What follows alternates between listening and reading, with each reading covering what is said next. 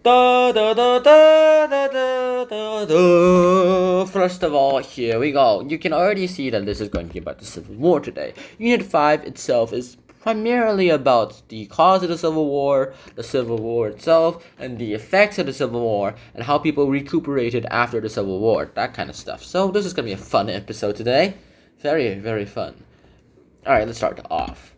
Now, before we talk about, well, this, we should go ahead and talk about what caused the entire thing. Firstly, here is a map of the old America. Now, I have absolutely no idea why Mexico, Kingdom of Hawaii, and Russia and Alaska are included in this map because, well, you know, they aren't exactly known yet, that they aren't exactly part of America yet. But I suppose that's for Nightmaker to make. This is what happens towards all of the This is what happens towards all of the Americans back then. These are the number of states that there are. Eventually there would even be Oregon State as well too. And those states would go ahead and eventually form into, well, two groups. The northern parts, which are more in number and have more electoral college votes, and though they have less popular vote stuff, they would go ahead and become the free states, the northern states. There will be a middle ground where there will be border states that are still slave states, but not exactly wanting to go secede to the south. And then there are the southern states who are all like, yeah, we're slave states, we don't like people who go ahead and mess with our slaves. They really loved the Fugitive Slave Act, which made sure that their slaves, if caught, would be returned towards them. And then one day, our very own Abraham Lincoln came into the poll, and they were like, yeah, this guy's gonna mess. If he gets elected, we are not coming at all.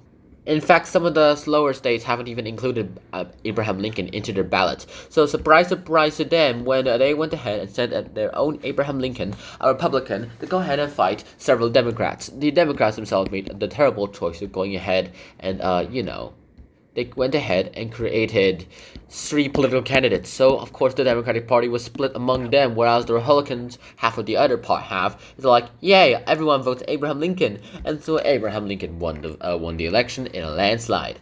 And he kept saying that, okay, I'm going to go ahead and not do anything about your slaves, okay? I'm a liberal. I'm more of like a little neutral person. I'm gonna be neutral. I won't do anything about your slaves. So I will deal with slaves in the north. Okay? Good. Now, none of the southern states actually believed him. Abraham Lincoln wanted slavery to go ahead and die out, like, you know, how it did in Europe. But the South was like, he's gonna come and kill it for us. It didn't happen, so thankfully it didn't exactly happen. So you know what happened next? This place.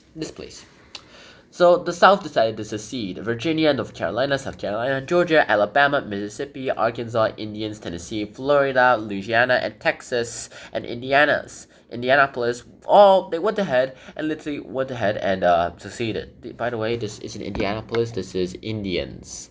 This is Indians. Indiana is all the way over here. Probably because some dude from the south wanted to go ahead and create a transcontinental railroad that would go through here, and he wanted both of these states, Nebraska and Kansas, to become states as well as becoming slave states. So they went ahead and wanted to go ahead and create Kansas as a slave state, but then Kansas people were like, hell no, they all fought each other. To the point of, well, you know, they went ahead and killed each other. So that event became known as Bloody Kansas. Abraham Lincoln, with his tall hat and an honest aim, was like, I don't want that to happen, and decided that he would prevent that from happening at all. He wouldn't allow slavery to expand above this line. So arguably, New Mexico could have become a slave state, but it didn't. So what happens now? Well, we have battles, and this is my favorite part. We have several battles that went ahead and created some heartwarming scenes. And everyone, all the Americans, all realized eventually that we are all Americans, the same Americans, no matter where we're from. Now, the North themselves weren't exactly playing they weren't exactly playing the defensive. They were playing the offensive. They went ahead and charged towards the South themselves. Whereas the South were like, we're playing the defensive game because, well, you know, the North is way much more manufactured and way much more industrialized than what the South could possibly make. The South made this terrible mistake of preparing for war by making cotton. That didn't exactly work out the best. So what did the Americans say? Well, they said that they needed this plan. First of all, blockade all the South American port, like the southern United States of American ports. And they did this by going ahead and creating all this long chain of, you know, blockades, which looked like an anaconda, which eventually became the name of the whole thing, the Anaconda Plan. Second of all, they needed to gain control of the Mississippi so that they could split the Confederacy in two. The southern part is known as the Confederate States of America, and they succeeded in doing that as well too. And next, they would go ahead and capture Richmond. They'll go ahead and capture Richmond, which is the capital of the United States of America. Now, first of all, originally Virginia was not a slave state. Was not just plain old Virginia. It was just plain old Virginia with West Virginia inside as well too. Missouri, Kentucky, West Virginia, Delaware, and Maryland. All of this would become the border states, where they were like, we support slavery, but we don't support the Confederate States of America. So they became the border states, and they remained kind of neutral in this as well too. Mark Twain himself was said to have been part of the Confederate States of was part of the Confederate States of American Army during the Civil War. So he was in his teenage years and had no idea what the heck was going on.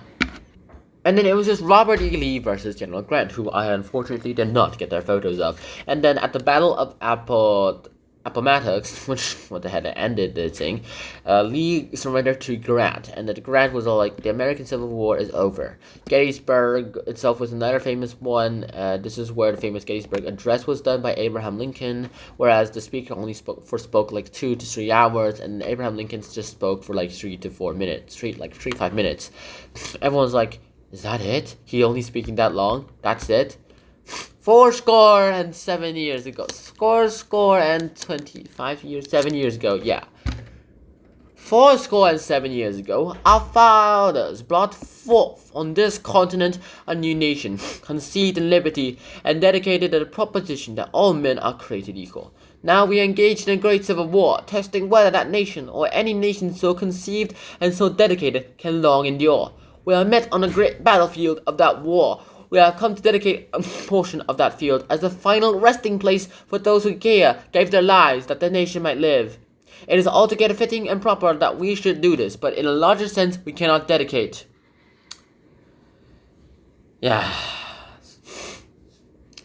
So one of the most famous parts of this is like, just last part, that we here highly resolve that these dead shall not have died in vain, that this nation, under God, shall have a new birth of freedom, and the government of the people, by the people, and for the people, shall not perish from this earth. This is one of the most simple ones ever about any speeches, but it's also forward and direct. Everyone kind of understood what the heck he was saying, and this was one of the most impressive things that I could ever say.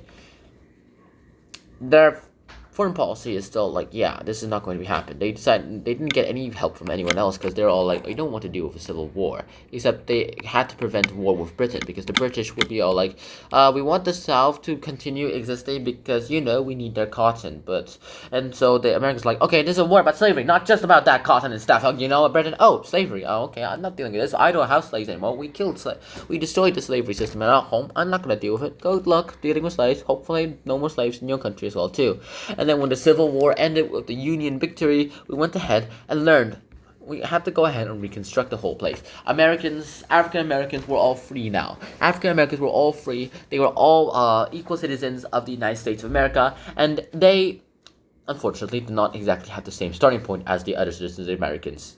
They barely had money, they barely had land, they tried to get land. Land was given to them by the state, but then the government took it back and gave it back to the rightful owners because, you know, that was unconstitutional, giving the African Americans land from someone else. That was someone else's.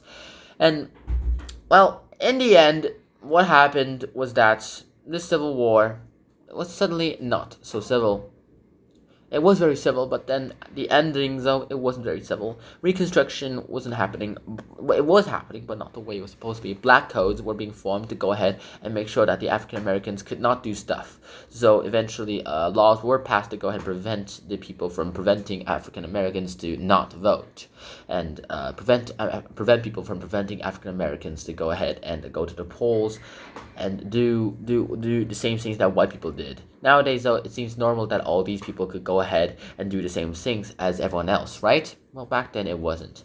These former slaves were still seen as slaves. In fact, suddenly they created different definitions of slaves. They made sharecropping, which essentially is, I'll give you some land, I'll give you some tools, but you have to work this for 50% of whatever you grow. Okay? Okay. It's essentially slavery. But in a nicer and legal way. So that's the American Civil War and the Reconstruction and the context of it in a nutshell. I hope you guys enjoyed this episode. I hope to see you guys soon. And until next time, Shihon out, peace. Bye bye.